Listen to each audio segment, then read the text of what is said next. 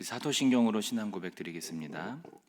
전능하사 천지를 만드신 하나님 아버지를 내가 믿사오며 그 외아들 우리 주 예수 그리스도를 믿사오니 이는 성령으로 잉태하사 동정녀 마리아에게서 나시고 본디오 빌라도에게 고난을 받으사 십자가에 못 박혀 죽으시고 장사한 지 사흘 만에 죽은 자 가운데서 다시 살아나시며 하늘에 오르사 전능하신 하나님 우편에 앉아 계시다가 거기로부터 산자와 죽은 자를 심판으로 오십니다. 나는 성령을 믿으며 거룩한 공교회와 부활과 영생을 믿습니다. 아멘. 우리 찬송가 545장 찬양하겠습니다. 찬송가 545장입니다.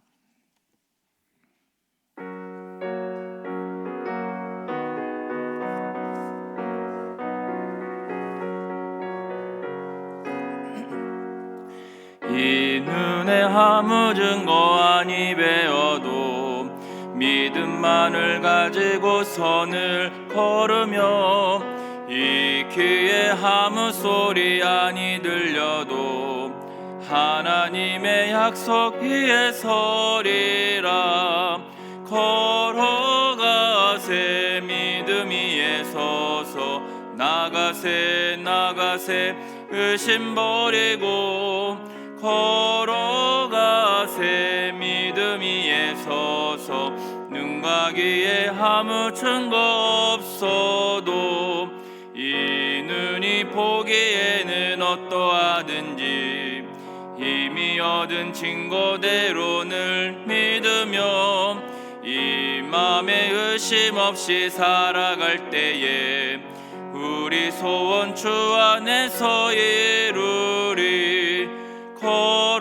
걸어가세 믿음 위에 서서 나가세 의심 버리고 걸어가세 서서 눈 가기에 아무 증거 없어도 주님의 거룩함을 두고 맹세한 주 하나님 아버지는 참 미쁘다.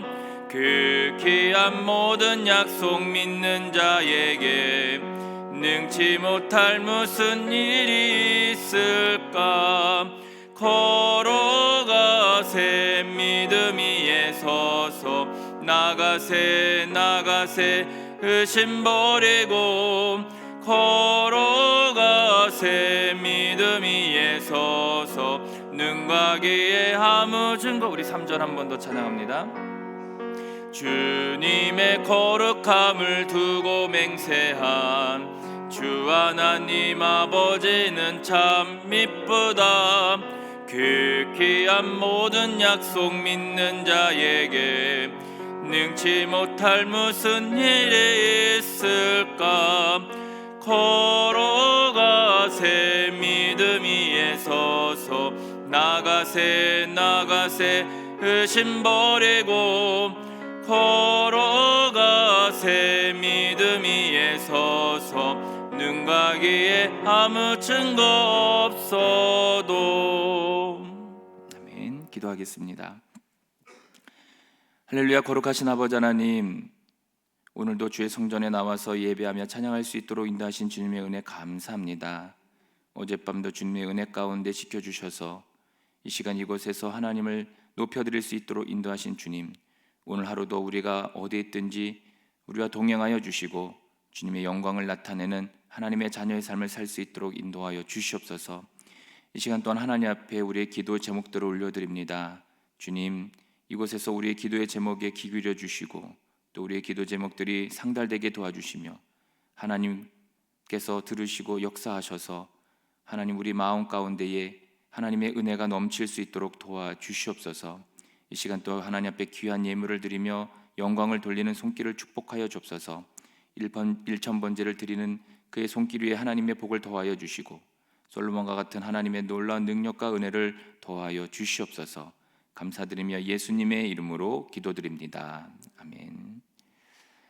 오늘 하나님의 말씀은 출애굽기 7장 1절에서 13절까지의 말씀입니다. 출애굽기 1장 출애굽기 7장 1절에서 13절까지의 말씀입니다.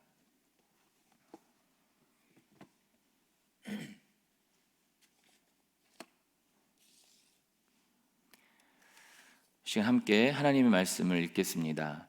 여호와께서 모세에게 이르시되 볼지어다 내가 너를 바로에게 신같이 되게 하였은즉 내 형 아론은 내 대언자가 되리니 내가 내게 명령한 바를 너는 내 형 아론에게 말하고 그는 바로에게 말하여 그에게 이스라엘 자손을 그 땅에서 내보내게 할지니라. 내가 바로의 마음을 완악하게 하고 내 표징과 내 이적을 애굽 땅에서 많이 행할 것이나 바로가 너희의 말을 듣지 아니할 터인즉 내가 내 손을 애굽에 뻗쳐 여러 큰 심판을 내리고 내 군대 내 백성 이스라엘 자손을 그 땅에서 인도하여 낼지라. 내가 내 손을 애굽 위에 펴서 이스라엘 자손을 그 땅에서 인도하여 낼 때에야 애굽 사람이 나를 여호와인 줄 알리라 하시매 모세와 아론이 여호와께서 자기들에게 명령하신 대로 행하였더라. 그들이 바로에게 말할 때에 모세는 80세였고 아론은 83세였더라.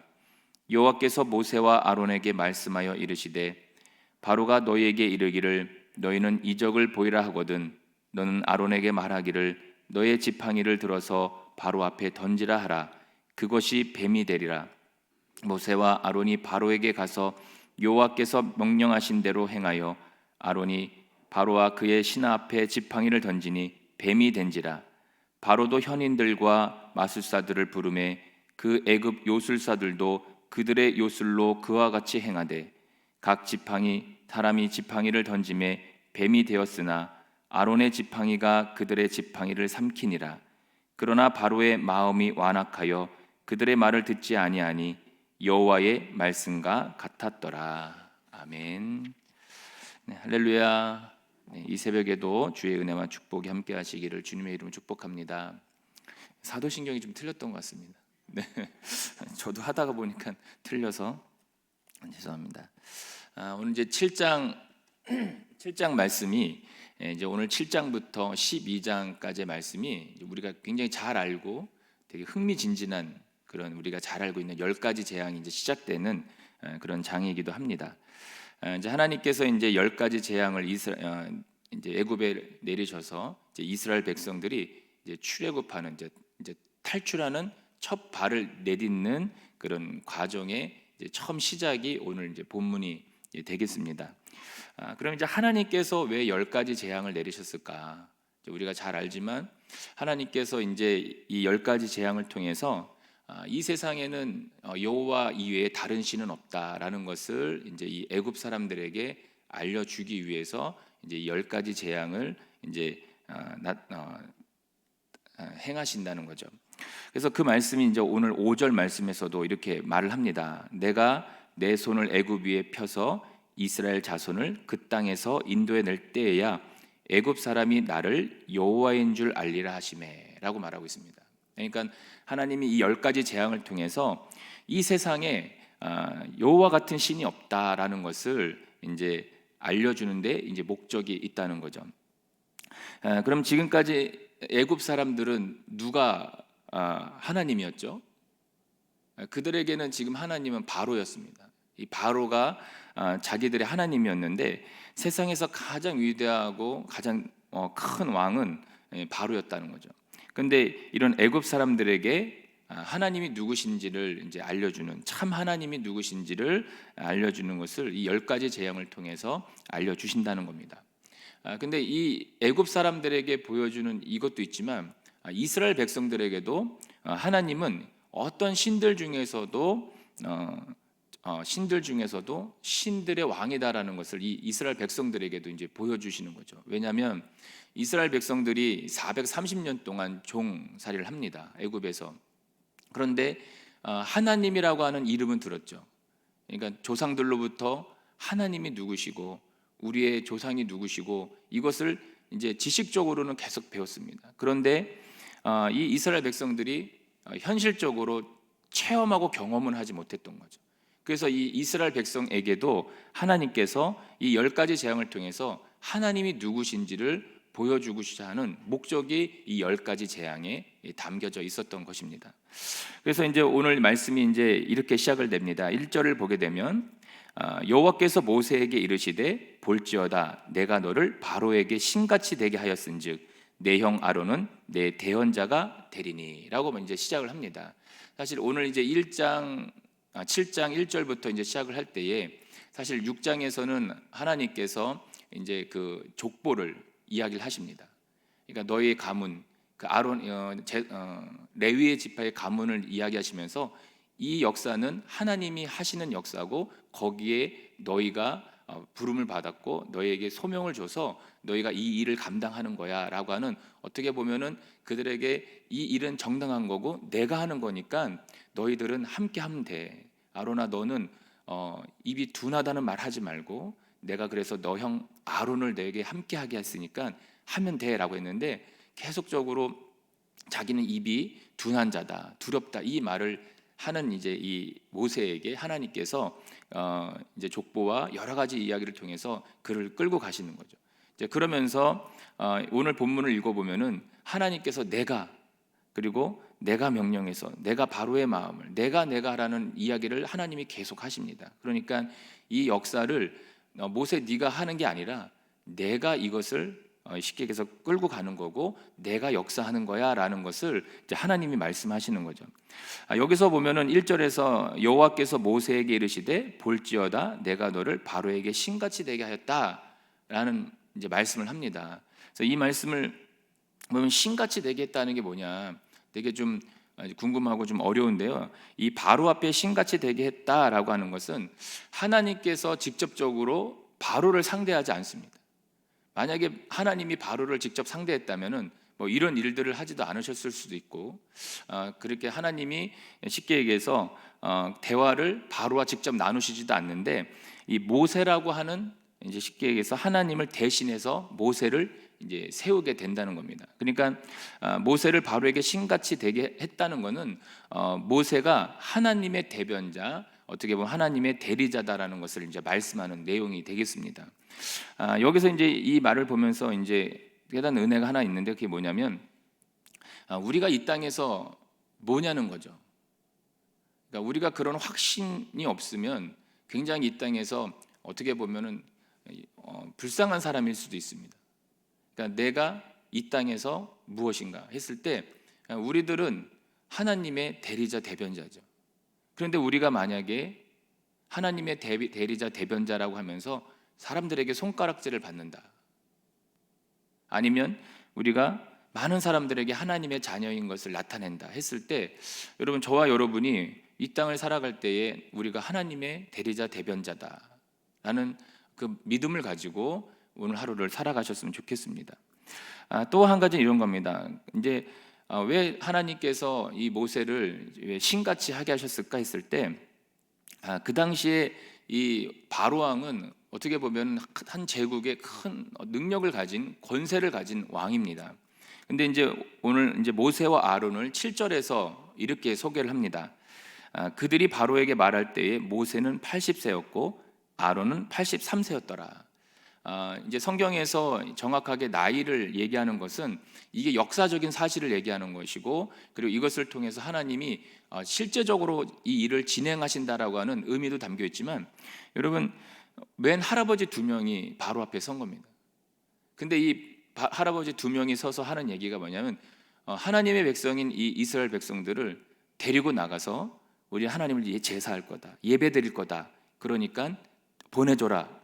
두 명의 할아버지가 이제 얘기한다고 했을 때 바로가 어땠을 것 같습니까? 이 웬 할아버지 두 명이 말도 안 되는 하면서 어떻게 보면은 이 두 노인의 말을 듣지 않고 뭐 이것들 뭐야라고 하면서 죽였을 수도 있습니다. 그런데 하나님께서는 이 모세를 신과 같이 하셨다는 거죠. 그래서 두려움을 갖게 되고, 그리고 바로가 이 모세와 아론을 건들지 못하는 거죠. 또 여기서 깨닫는 은혜는 하나 또 있습니다. 하나님의 일을 할 때 하나님은 우리의 달란트를 사용하신다는 것을 또 알 수가 있어요. 달란트를 사용하시고 또 우리가 하나님의 대리자 대변자로서 우리가 어떤 일에 섰을 때 하나님은 우리와 함께 하신다는 것을 다시 한번 깨닫는 겁니다. 그러니까 나이가 80세, 83세라고 해서 어떤 힘이 없고 능력이 없는 게 아니라 하나님의 대리자로 쓰면 하나님께서 함께 하신다는 어떤 은혜를 이 말씀을 통해서도 또 특별히 그들에게 능력을 더해 주신다는 것을 볼 수가 있습니다. 그래서 이 말씀을 보면서 그런 은혜도 깨닫는 거예요. 그럼 과연 하나님의 일을 하는 최적기의 나이가 몇 살일까? 예. 많은 분들은 이런 이야기를 합니다. 젊었을 때, 힘이 있을 때, 능력이 될 때, 돈이 있을 때, 건강할 때, 이런 얘기를 합니다.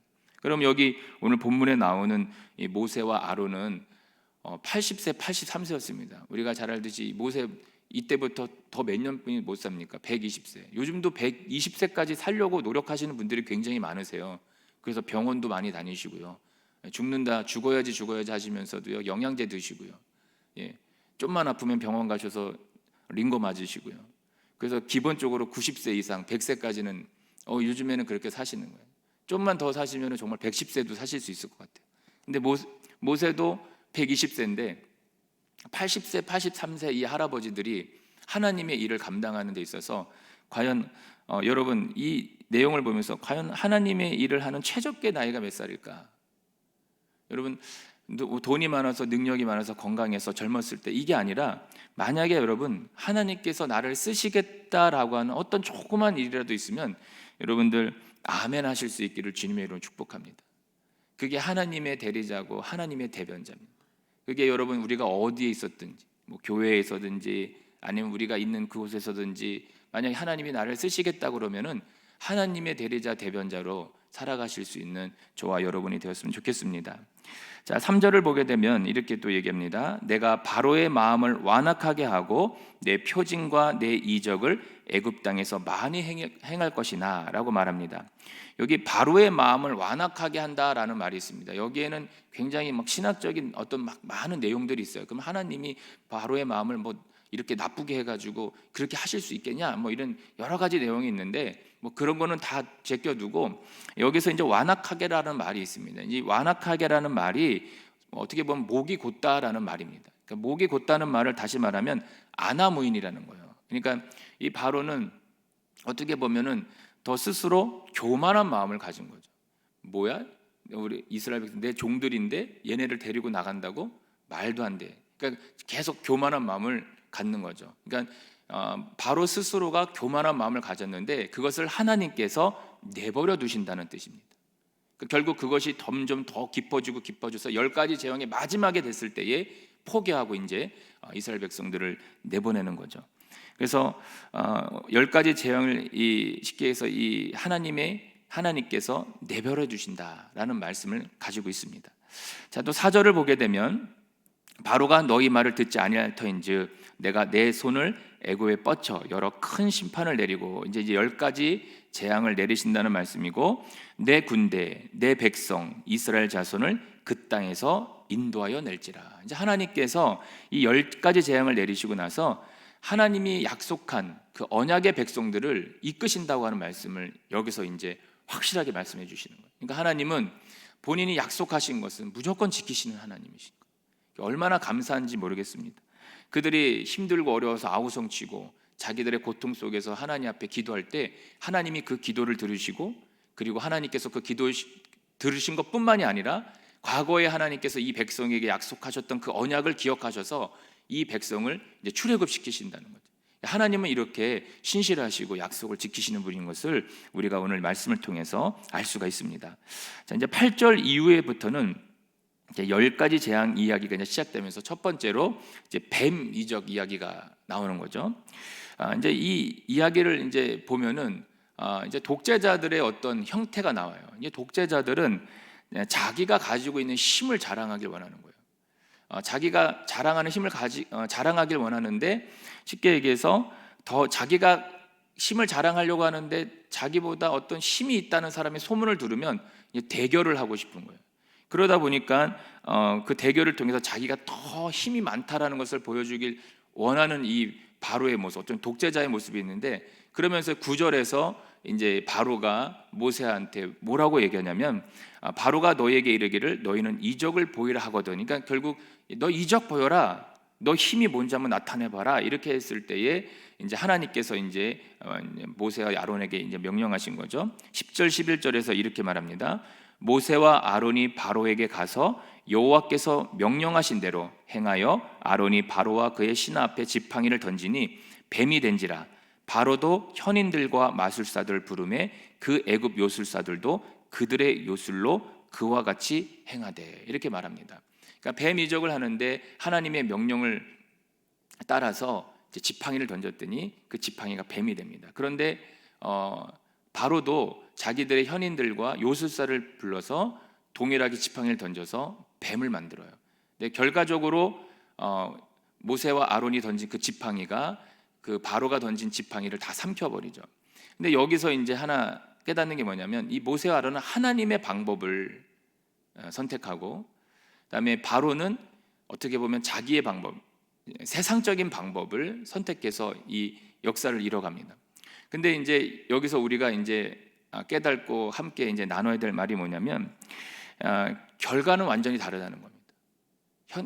시작은 똑같을 수 있어. 동일하게 지팡이를 던져서 뱀을 만드는데 모세와 아론은 하나님의 방법으로, 그리고 바로는 동일하게 현인들과 요술사를 통해서 지팡이를 던져서 뱀을 만듭니다. 그런데 그거는 세상적인 방법이고 자기들의 방법이라는 거죠.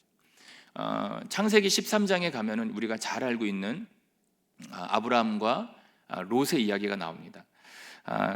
거기서 이제 아브라함은 하나님의 방법을 선택하고 롯은 세상적인 방법을 선택해요. 그러니까 결과로는 하나님의 방법을 선택한 아브라함에게 하나님의 축복이 임하죠. 그리고 세상적인 방법을 택한 롯은 결국 망하게 됩니다. 우리가 잘 알듯이 아브라함이 하나님의 부르심을 받아서 이제 갈대아 우르를 떠나서 하란을 거쳐 가나안 땅에 가죠. 가나안 땅에 들어갔는데 들어가자마자 기근이 옵니다. 기근이 와서 이제 이 아브라함이 기근을 좀 참고 있었어야 되는데도 불구하고 어떻게 하죠? 아브라함의 실수가 이제 애굽으로 내려가를 합니다. 애굽으로 내려가서 내려가는 것 자체가 실수였는데 첫 번째 실수가 뭐냐면 자기 아내의 사례를 누이라고 속인 겁니다. 아니나 다를까 애굽에 내려갔는데 이 바로의 신하들이 그 아내 사례를 궁으로 잡아가죠. 데려가죠. 얼마나 놀랐겠어요. 근데 하나님이 거기에 개입하셔서 바로의 집에 재앙을 내리시죠. 근데 그 사례를 바로의 궁으로 가게 한 그 사건 때문에 아브라함이 무슨 일이 벌어지냐면 바로로부터 양과 소와 노비와 암수 나귀와 낙타를 얻습니다. 그러니까 가나안에서 가지고 있는 재산을 가지고 애굽에 내려갔는데 그 재산에다가 더불어서 이 바로를 통해서 더 재산이 늘어난 거예요. 근데 그걸 가지고 롯과 같이 다시 이제 가나안에 돌아왔는데 돌아와서 무슨 일이 벌어지죠? 이제 땅이 좁다 보니까 이제 아브라함의 종과 그다음에 롯의 종들이 자기들의 가축들이 먹여야 될 그곳에서 이제 싸움이 일어나죠. 그 싸움이 일어났을 때에 아브라함이 뭐라고 말합니까? 우리는 한 친족 아니냐? 너나 나나 내 목자나 우리는 다투게 하지 말자, 이 얘기를 하게 됩니다. 그러면서 내가 우하면 내가 좌하고 내가 좌하면 내가 우하겠다, 이 얘기를 합니다. 만약 아브라함이 과거의 신앙이었으면 어떻게 될 거예요? 애굽으로 내려가는 신앙 같았으면은 그 세상적인 방법을 택했어요. 내가 삼촌인데, 야 내가 어른인데, 내가 더 가져야지. 그러니까 네가 가. 뭐 이런 식으로 이제 얘기했을 수도 있습니다. 근데 그 애굽에서 겪은 그 일로 인해서 아브라함의 믿음이 성장을 하는 거예요. 성장을 했습니다. 그래서 조카 롯에게 너에게 선택권을 준다, 우선권을 준다, 이 얘기를 했던 거죠. 조카 롯은 어떻게 됩니까? 조카 롯은 세상적인 방법을 택합니다. 창세기 13장 10절 보면은 이 롯이 어떻게 선택하냐면은 롯이 눈을 들어 소알 지역을 보니까 물이 넉넉하다고 얘기하고요. 그리고 여호와의 동산국 같고 애굽 땅과 같았다, 이 얘기를 합니다. 이게 무슨 얘기냐면은 이 롯의 선택은 세상적인 방법. 결국 자기 눈에 보이는 대로 간 건데 거기 나오는 물이 넉넉했다라는 거냐? 농사 잘 지을 수 있어, 풍족해, 이렇게 했고요. 여호와의 동산 같다는 말은 환경이 완벽하다는 거예요. 조건이 좋다라는 겁니다. 그리고 애굽 땅과 같았다라고 하는 말은 그때 당시에 애굽이 선진국이잖아요. 그 당시에는. 근데 그 편리함을 이제 룻이 경험을 했어요. 롯이 경험을 했죠. 그리고 돌아와서는 화려함에 거기를 보니까 저기 가면 될 것 같아, 잘 살 것 같아, 저기 가면 안전할 것 같아, 농사도 잘 될 것 같고 다 잘 될 것 같아. 그런데 롯이 거기를 선택하고 가서 처음에는 거기가 잘 지냈습니다. 그리고 나서 이 롯이 애굽 이제 소돔과 고모라 쪽으로 내려가죠. 결국 어떻게 됩니까? 나중에 이 소돔과 고모라는 유황 불심판을 받고 그리고 롯의 아내는 소금 기둥이 되죠. 우리가 이것을 보면서 하나님의 방법과 세상적인 방법의 차이를 볼 수가 있어요. 하나님의 방법을 선택한 아브라함은 어떻게 됩니까? 하나님께서 그에게 뭐라고 하시죠? 내가 동서남북을 바라봐라. 내가 밟는 이 땅을 종과 횡으로 다녀봐라. 내가 이 땅을 너한테 줄게. 그리고 내 자손을 정말로 많게 해서 네 자손을 통해서 하나님의 은혜가 그리고 하나님의 나라가 이렇게 역사가 될 거야. 이런 은혜를 줍니다. 여러분, 자, 이 말씀을 보면서 그래요. 하나님의 방법과 세상적인 방법이에요. 오늘 본문에서도 모세와 아론은 하나님의 명령을 따라서 하나님의 방법대로 하게 됩니다. 어떤 자기의 생각과 자기의 어떤 눈에 보는 것 이런 걸로 한 게 아니라 하나님의 방법으로 그 일을 하고요.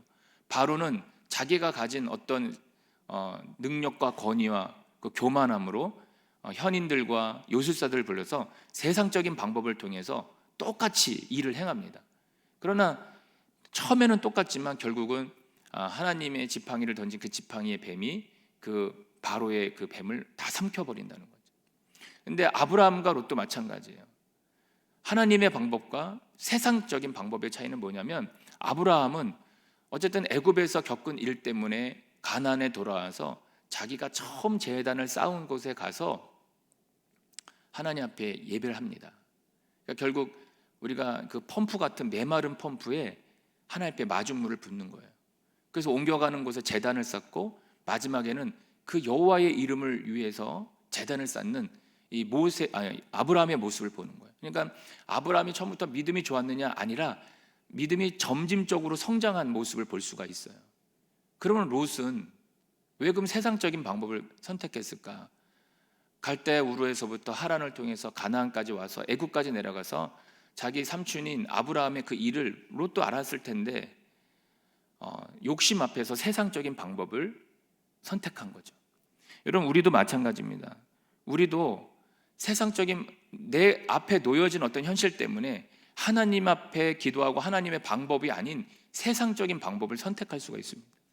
근데 세상적인 방법을 할 때에는 물이 넉넉하고 여호와의 동산 같고 정말 애굽 땅과 같은 편리함과 그리고 화려함과 그것을 하면은 잘 될 것 같은 것 같지만 결국은 끝은 다르다는 것을 우리가 오늘 말씀을 통해서 알 수가 있습니다. 여러분, 우리는 연약합니다. 연약하죠. 지금 완벽하지 않습니다. 그러나 우리가 조금씩 믿음이 성장해서 세상적인 방법 앞에서 무너지지 말고 하나님의 방법으로 살아간다면 우리는 이 세상 가운데에서 하나님의 대변자, 대리자의 모습으로 살아갈 수가 있는 거죠. 완벽하지는 않아도 됩니다. 조금씩 성장해서 하나님 앞에서 그 모습을 보여주는. 그래서 사람들이 우리를 봤을 때 손가락질하는 게 아니라 저 사람은 하나님의 대리자, 대변자야. 하나님께서 그를 도와주시는 게 눈에 보이는, 그리고 그 능력과 권위를, 능력과 힘을 가지고 살아가는 그런 모습이 우리 삶 가운데 보여야 될 줄 믿습니다. 여러분, 우리 오늘 하루를 살아갈 때에 어떤 방법과 어떤 모습과 어떤 가치관을 가지고 살아갈까 했을 때 여러분, 우리가 하나님의 일을 할 때는 하나님 우리 달란트를 사용하지만 하나님의 능력을 더하여 주십니다. 그리고 우리가 믿음이 연약하지만 점진적으로 성장할 수 있는 그런 믿음이 우리에게 있었으면 좋겠습니다.